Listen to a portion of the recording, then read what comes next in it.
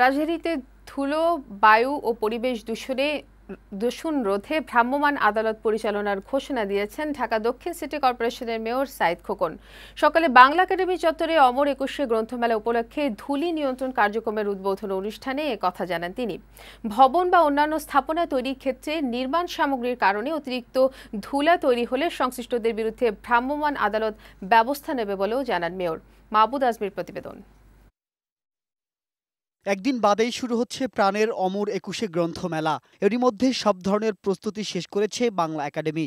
শেষ মুহূর্তে চলছে স্টল নির্মাণের কাজ। বুধবার সকালে বইমেলা এলাকায় ধুলা ও বায়ু দূষণ রোধে বিশেষ কার্যক্রমের উদ্বোধন করেন ঢাকা দক্ষিণ সিটি কর্পোরেশনের মেয়র সাঈদ খোকন।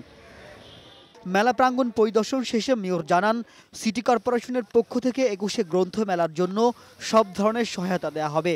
মেলার সময় প্রচুর মানুষের সমাগমের কারণে ওই এলাকায় যাতে ধুলা দূষণ রোধ করা যায় সেজন্য সিটি কর্পোরেশনের 9টি গাড়ি দিয়ে নিয়মিত পানি ছেটানো হবে।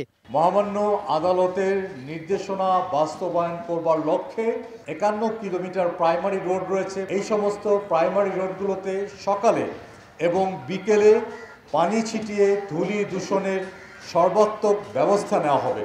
ঢাকা মহানগরের পরিবেশ দূষণের অন্যতম কারণ ধূলি উল্লেখ করে মেয়র বলেন, হাইকোর্টের নির্দেশে বায়ু দূষণ রোধে আরও কার্যকর ব্যবস্থা নেওয়া হচ্ছে।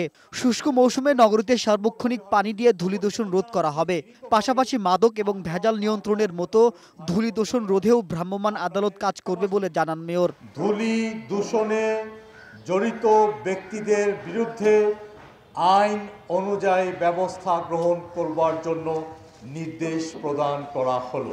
পাশাপাশি রাজধানীর পরিবেশ দূষণ মুক্ত রাখতে নগরবাসীর সহযোগিতা চান দক্ষিণ সিটির মেয়র। পানি ছিটাবার জন্য আজমি, বৈশাখী সংবাদ, ঢাকা।